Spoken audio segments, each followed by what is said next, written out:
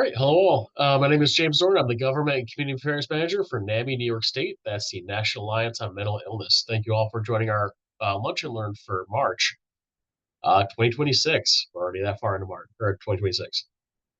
Uh, we started these Lunch and Learn programs to help our advocates and members understand complex areas of law and policy in ways that can help them understand how to advocate better, as well as how to navigate the system better. They are not always focused on bills. Our next month, our presentation will be on continuums of care from the New York State Office of Temporary Disability Assistance. In previous times, we've done ones on mental health courts, filing for temporary disability assistance, reasonable accommodations in the workplace, as well as mental health parity. Today, we're joined by Brad Hansen from Families Together New York. They're going to be talking about the Solutions Not Suspension just a reminder that this meeting is recorded, but we'll have some time at the end for you to ask questions when it's not being recorded. Feel free to put any questions you have in the chat, but we're trying to save all questions for the end of the presentation. With that, I will turn it over to our speakers for this week. Thank you, James, and hello, NAMI. Thank you all for being here. Thank you for the opportunity to connect. My name is Brad Hansen. I'm the Policy Director at Families Together in New York State and a proud member of the campaign for Solutions Not Suspensions in New York State, an effort to pass statewide legislation that would ensure that suspensions and exclusionary discipline is a measure of last resort when it comes to our students in primary school. I'm going to pass to Hope, I think, who also joined from our organization, or are they gone now? She just left. Okay, never mind. So let's get into it. And let me ask just a quick question for everybody on here. Has anyone heard of the Solutions Not Suspensions Act? So I know where everyone's at. I'm hearing some no's, so that's great. You're on the right call. All right, so let me open up some slides.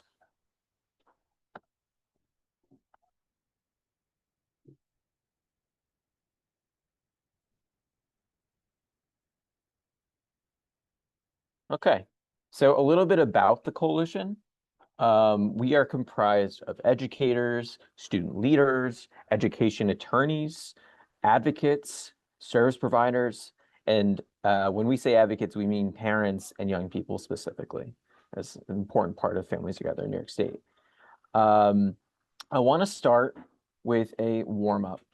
I want to hear from you all about what you think. And so the first thing I want to share, and just want to make sure you see this. Do you see these slides? This question? Yep, we see that. What brought you here today? Great. So I don't know how familiar people are with this. This is called a Mentimeter. You can use your phone. You can use your phone's camera to and use the QR code. You can go to menti.com and add that code there, or you can use the link I just put in the chat. Any one of those will work. And so what I hear from you all, what motivated you to join this call today? You saw something come up in your email asking about solutions, or to teach people about Solutions Not Suspensions Act. What drew you in?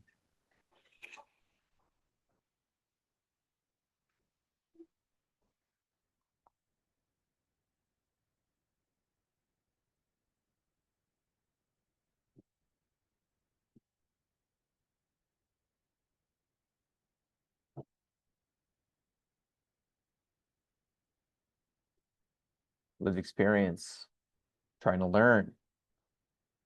Some people see the intersection between youth mental health and school suspensions. Found the topic interesting. Great. I'm glad you're here. You're in the right place. Let's move on to a little bit harder question. Oh, I agree with the plan. I'm glad you agree with the plan. And this is more because I want to know what you all think about the youth mental health system generally. And so I'm gonna invite you all to, fill in this question, this statement. Our youth mental health system will be perfect when? We'll know we have succeeded in our advocacy when what is true? Take your time with this one.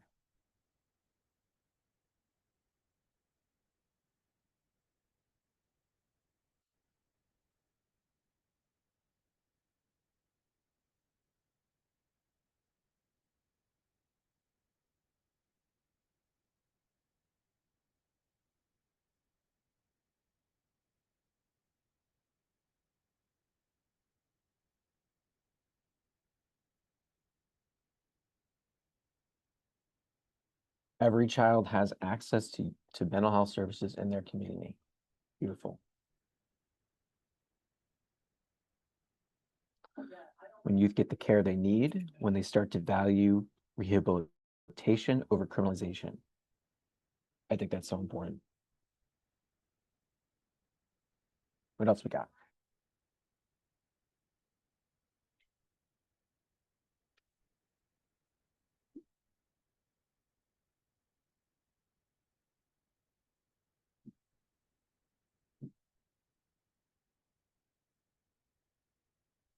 Give it another minute. I assume some of you are writing essays.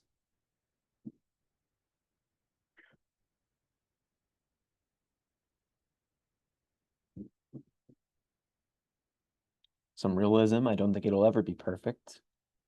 But when all adults dealing with the child come together to care intentionally about their mental health, I hear that.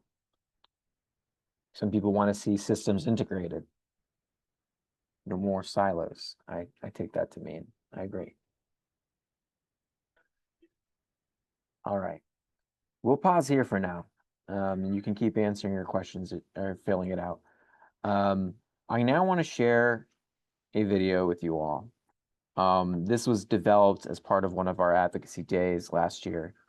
And it was a really beautiful day.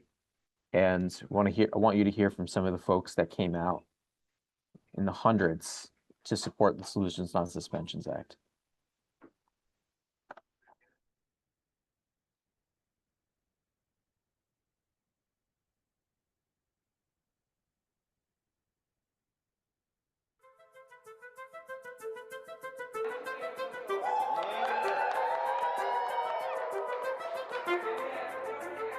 Solutions Not Suspensions goes to the roots. It will focus on the overall well-being, including academics, and supporting our young people at the root cause, giving them social emotional support, giving them mental health support, giving them mentors to support them, real solutions instead of kicking our students out of school, affecting their academics and affecting their behavior. I know that suspensions don't teach anybody anything. But I know investing in our students works. I know believing in our students works. Yes, it does. And I know we are going to fight and pass Solutions Not Suspensions. The Solutions Not Suspensions bill is incredibly important to pass now, because now more than ever, where they need support, mental health support, support for their overall wellness, and just the knowledge that people at their schools care about them, that they see them as whole people, and that their mistakes don't define them. When a child is suspended for skipping class, that's not discipline, that's a denial of education. When Isaiah came to me with a problem, like I expressed to him to do, it was ignored, dismissed, as if it didn't matter, because in their mind, he's a problem, and now I'm a problem. He's just a child. He doesn't really understand what's going on. When he's suspended, they never tell him, I have to say. He'll be like, well, I'm going to do better tomorrow. Can I go back? Isaiah, you're suspended. But I turned it around. You're not just suspending Isaiah. You're suspending the entire family. My baby turned 6 last week, so I got a 6-year-old now. Unfortunately, with being 6, he's been suspended 36 times just this year. as a kindergartner, so we're trying to find solutions, not suspensions. They rather just push our students out, which then become a bigger problem. And I don't want to wait until he's in middle school or high school and these suspensions are now like, he just got kicked out of school, he going to jail, or, you feel me? I don't want to go to school because I'm not used to school. I don't got no rapport or relationship with nobody in school. As a parent, what I'm looking forward to seeing that when this bill is passed is the professional learning and development that our educators would get. This legislation is crucial. It's going to reduce school prison pipeline. It's going to enable students who are unfairly pushed out from the system to complete an education. We have had almost 1 million days of lost education in New York State. That ain't right. The reason that it's really important, I'm also a social worker, and so just thinking about the impact that it has on students to be suspended, it just shows that, one, they don't learn that way, and they're missing education, they're missing pieces, and then they're often left behind. But not only, they also get targeted afterwards, and so when they come back, they're also seen as problem kids, kids that no one wants to work with, the teachers are talking about them, and so this idea that they just never really get a chance to start over. Solution, not suspension! Solution, not suspension! Pass that bill! Pass that bill! Refocusing on the need for the school system to do not look at suspensions as the first option to save our children that have some issues and concerns. They told me I would be suspended for 140 days. During those 140 days, I went through more than anyone should have. I lost family members. I lost contact with friends. I even faced depression and suicidal thoughts. One mistake like this should not take away or take advantage of my education, my social life, and who I am. But it did, and I was impacted. By the time I could go back to school, I didn't even want to. Solutions, not suspension, is crucially important because our young people are talented, gifted, and amazing. And suspending our young people doesn't allow them the opportunity to thrive and develop in a healthy way. Can you learn if you're not in school? No! Can you learn if you are not in school? No! I got suspended for 5 days for something that wasn't so big because, again, I'm in 3rd grade. That's all I know is to talk. So that affected my life because it gave me, like, it had me arguing with my parents. I'm trying to tell them I wasn't doing nothing bad. I was just talking as a kid. That's what we do, we talk. And adults don't want to hear us out. And it's time for us to come together collectively to ensure that we are supporting the future of our children and these students and not allowing schools to be gateways to incarceration, but gateways to opportunity. Black and brown students for far too long have disproportionately been subject to school suspensions compared to their counterparts. Education is the foundation for young people to be successful in life, and they need the opportunities that staying in school gives to them. People don't go into education because they want to see children fail. Teachers want to see the students in their classroom be successful, and this bill will support that.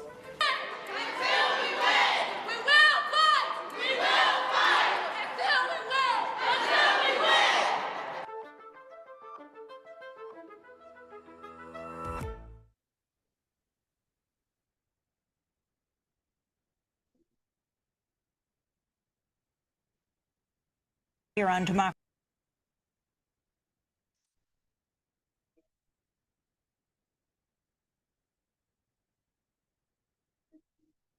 Okay.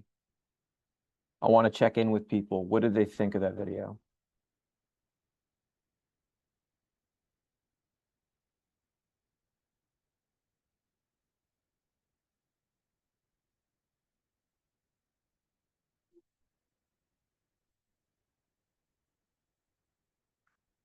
Nathan says powerful.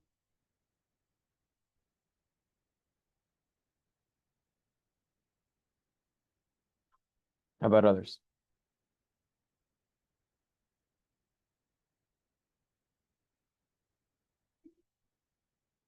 Connected to people's stories? Absolutely.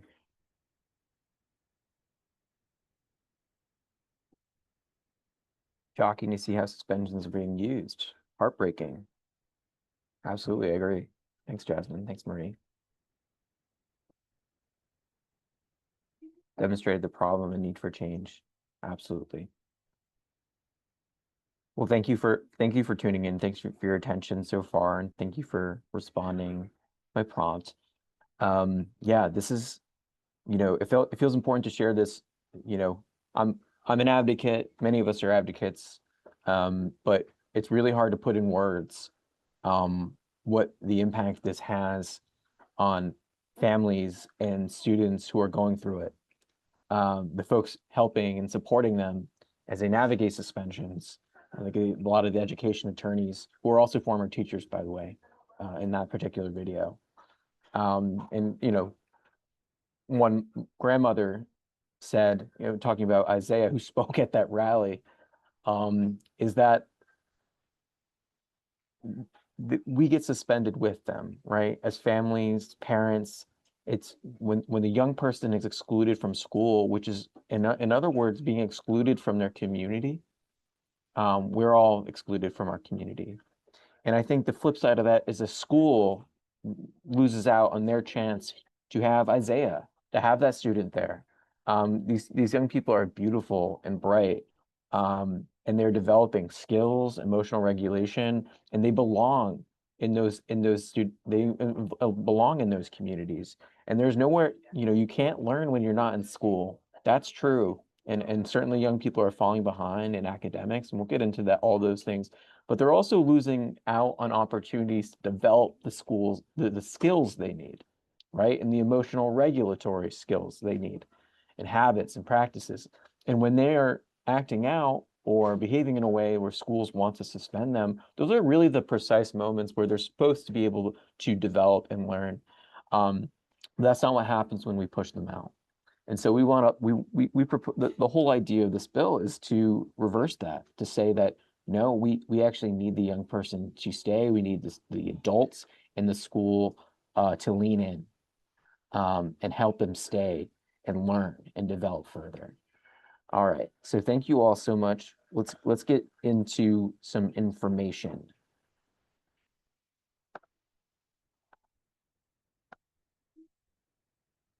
Let me reshare there because I don't want you seeing my cursor. All right. So students are suspended from schools in response to a wide range of behaviors. A lot of these are minor infractions, like being late to class, dress code violations, terms like willful defiance and insubordination, which are very subjective terms that are applied unevenly across different types of students. Suspensions begin as early as pre-K. And there's a deep over-reliance on exclusionary discipline that continues, despite the research that shows that suspensions are an ineffective and harmful intervention. They rarely achieve the results that proponents of them say they have. Suspensions are known to deepen economic or academic inequities, especially for students who are most likely to suffer from suspensions, like students of color and those from low-income backgrounds, as well as young people with disabilities and those with LGBTQIA students from the queer community. Some of the short-term and long-term impacts include things like social isolation, feelings of disconnection, lower math and reading scores, a decreased sense of trust in the school and an identity and connection to the school, and of course, increased risk of dropout and more likely to become involved in the school to prison pipeline. Here is another slide that sort of discusses these pieces. One, suspensions, as I said, do not resolve the underlying behavioral or emotional issues that young people are experiencing. Rarely does anything to actually help build the missing skills that young people that sort of result in those conflicts with fellow students, the educators, the faculty. They of course miss so much instructional time, and it pushes young people to disengage from the school altogether and creates distrust. They feel alienated, and they of course miss out on what school, one of the big things that schools offers a young person, which is a structured environment. And this, of course, creates undue burdens on the parents and caregivers who are relying on that young person being in school so they can juggle all their other responsibilities like work. And of course, no one plans on suspension. So these things are always unexpected when you're the parent, working parent, you're expecting to be able to work that day. Instead, you're being called in to pick up your child. The most common indications for exclusionary school discipline are for behaviors that are neither violent nor criminal. And there's little evidence that school discipline practices like suspensions actually make young people meaningfully intervene in young people's behavior. And that was from the Academy for American Pediatrics. So here's a little bit about the long term. I mean, and some of this might feel obvious to you. Decreased likelihood of graduation, lower academic achievement and completion of the coursework, unlikely to finish high school or go to college, more likely to be involved in the juvenile justice system, increased likelihood of future behavioral incidents, and increased cumulative negative consequences. And this is a quote from Commissioner Betty Rosa, who said, punishment for its own sake does not reform, it only creates cycles of resentment and distrust.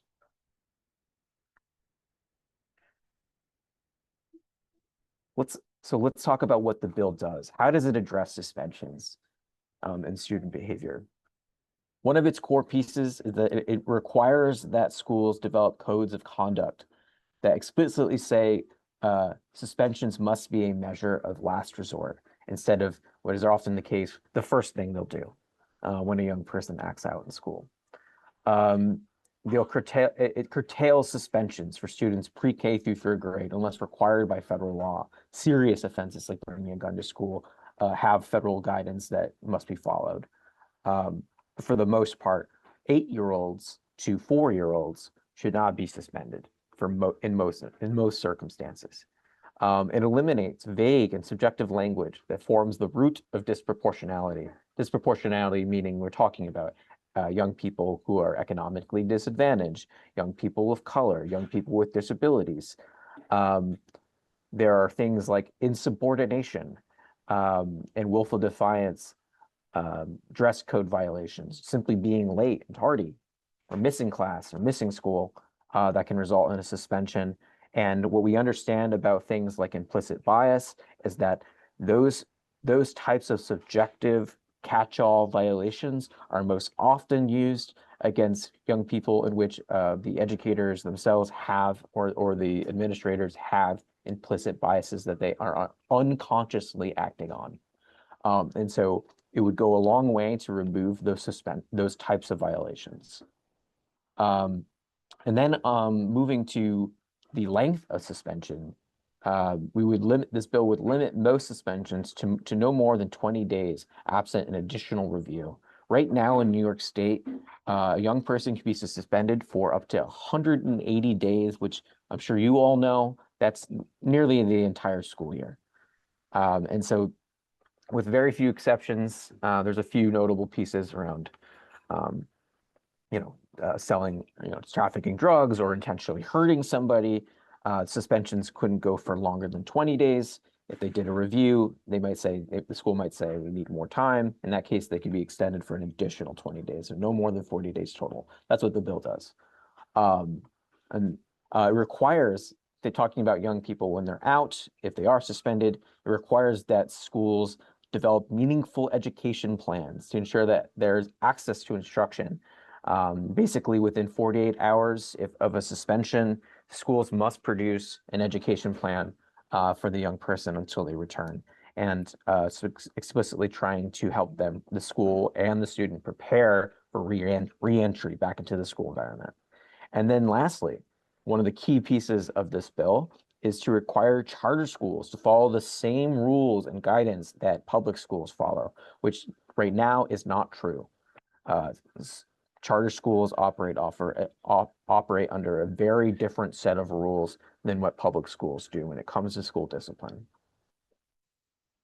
The whole idea is that we promote proven methods that hold students accountable and help them learn from their mistakes while keeping them in the classroom engaged and connected. Here's a little data. So this is self-reported from the state ed. We actually had to FOIL this information. But the statewide numbers, there is nearly 1 million days where young people are excluded from their classroom across New York State. This really affects our youngest learners very, very much so.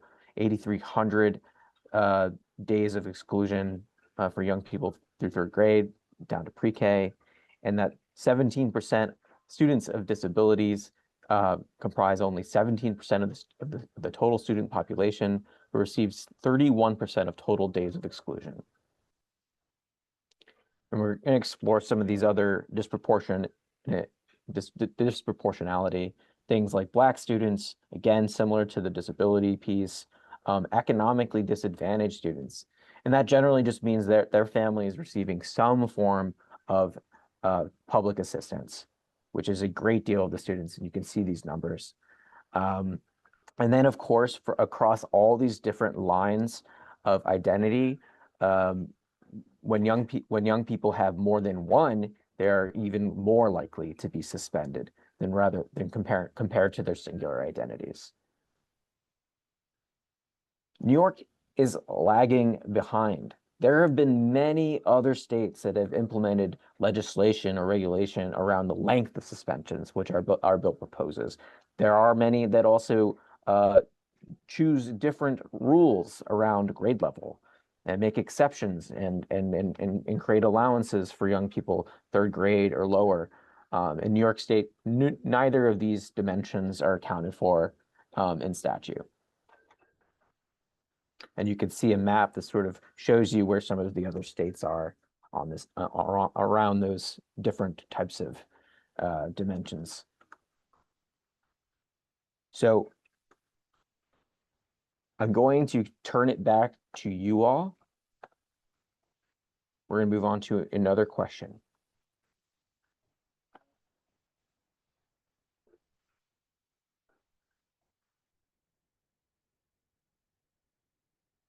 And again, you can use the chat function. I put the link in the chat. You can go to menti.com. Any of those should work. You should still be connected. So go ahead and answer this question for me if you don't mind. Instead of suspending a child, what should schools try instead?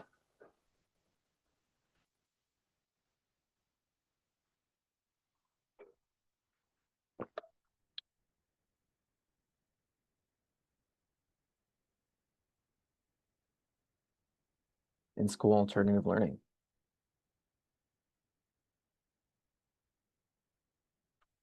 Understand and address root causes, which could include connecting to services. I like that. Provide a peer mentor. Absolutely. Facilitate conversations with the students, maybe if it involves other students and with family members. More school mental health clinics. Yes. Additional in-school support and alternative learning. I like that.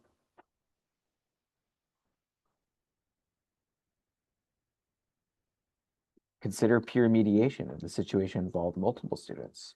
I really like that idea.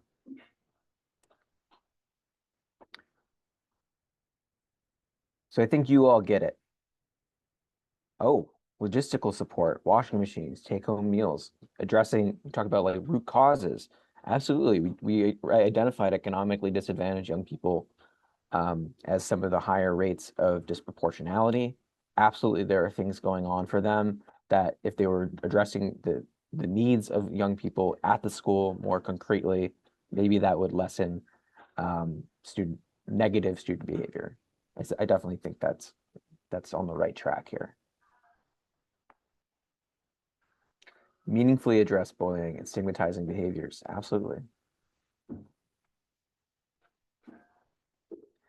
All right, thank you all so much for your input there.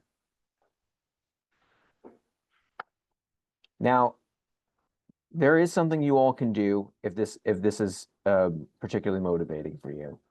I would love it if you could, and I'll put the link in the chat. You can do this while we're on the call.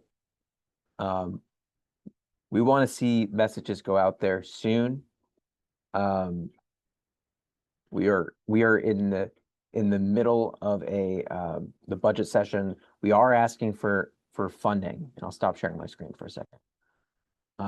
We are asking for funding to implement the bill in addition to its passage, $50 million that would go towards programmatic support, professional development for young people, and more as part of our push to pass the bill.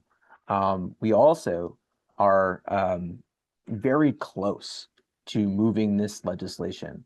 There is nearly a majority in both the Senate and the Assembly for co-sponsors.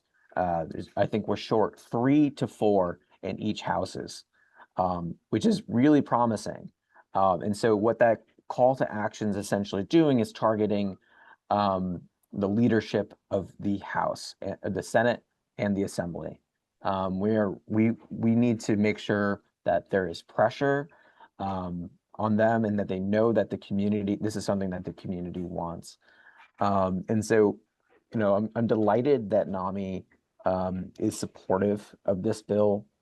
There's obviously intersections here between mental health and the mental health community and suspensions and school to prison pipeline. And so if your network can, participate in our call to actions, join some of the events we're having coming up, like on May 11th, we'll be having a Solutions Not Suspensions Advocacy Day. All that will go a long way in creating demonstrating the people power and the public pressure it's going to take to overcome folks that are sort of opposing the bill, some educational stakeholders, like school administrators and school boards. So I'll pause there and I'll just kind of, I think, look into folks. How are we feeling? Do you have questions?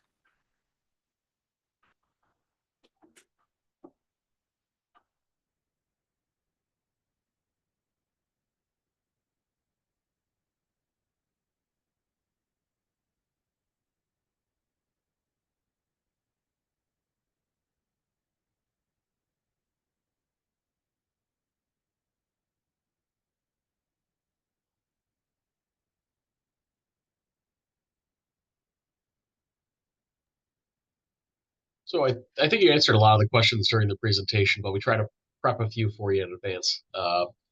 What type of programs would be used to address behavioral health issues or behavior issues in the classroom if Solutions Not Suspensions were to go into place? Yeah, well, one, I appreciate so many of the answers that people put forward. Certainly more resources in school, things like PBIS or multi-tiered systems of support, looking at the school climate overall and the way we address social emotional learning in schools, and that tiered approach model, broader education for everybody. And then when needs start to surface in that second layer, schools can start to meet those needs with maybe partnerships with community providers or your counselors. And then in that third tier, higher levels of need and acuity start to surface, and certainly connecting young people with the services they need when it comes to mental health. Not everyone's going to need those second and third tiers, but for everybody, understanding and teaching, strong mental health education so people understand what's happening inside of themselves. They can navigate conflict. All that could be really helpful. And there's a lot of variety of ways to do that. Not all this needs to be, licensed professionals. We've talked a lot about intervention of peers and mediators, restorative practices, the idea of sort of addressing harm, conflict resolution. These are all, and then certainly like all educators and certainly administrators of schools could use a little more education coming into the school systems and afterward about normal youth development, that young people, the behaviors that people are seeing, they misunderstand. They think this is like them challenging their authority, and that's only part of the story. This is real. A lot of that actually is normal, and young people are often communicating needs, testing boundaries, all those things as parents. I think a lot of us would understand That's kind of what young people do. And they need opportunities to practice that, to be corrected, be understood. And so a big part of what I think is called for is that adults themselves understand their own emotions and are able to regulate themselves as they're interacting with young people who we all know, to be honest, tend to push adults' buttons, and sometimes that's on purpose. So those are some of the things that I think could help. Great. What do you think one of the larger barriers for implementing this would be with the schools? You know, I think they would say a big part of it is funding. That there is this idea that we just need to staff up, right? Like we need so many more resources in the school, and I don't disagree. I think there certainly needs to be more access to school counselors, social workers, psychiatrists, school psychologists, just counselors in general, and all those other folks we were talking about, peer mediation and sort of helpers. All that's good.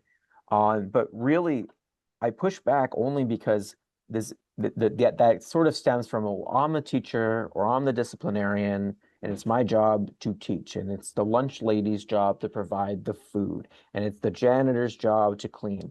And that there's so much this idea of like, well, interrelating with young people and having positive relationships and the ability to navigate conflict, that's just someone else's job, right? That's not my job. And the reality is, it is going to be very difficult to teach a classroom if you don't have those skills and take time to help develop young people emotionally and socially. So just to say, like, that social and emotional element of this is a all hands on deck cultural shift. And there are ways to support that. There's certainly funding and programs out there that can help school bodies develop the culture that would certainly reduce tension and pressure within the schools and some of those tough disciplinary issues. But it's not simply like, well, this needs to be one person in the school's job. It's really everybody.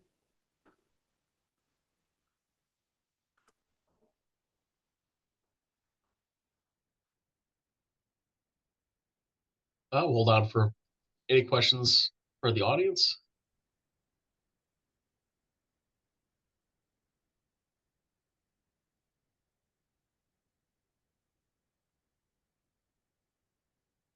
Okay. So I'm going to go ahead and turn our recording off. If anybody wants to ask a question now that's not being recorded, we'll do that in a minute. But thank you to all who are listening to this recording, and feel free to reach out to Brad Hansen or the Coalition or to NAMI New York State if you'd like more information on solutions, not suspensions.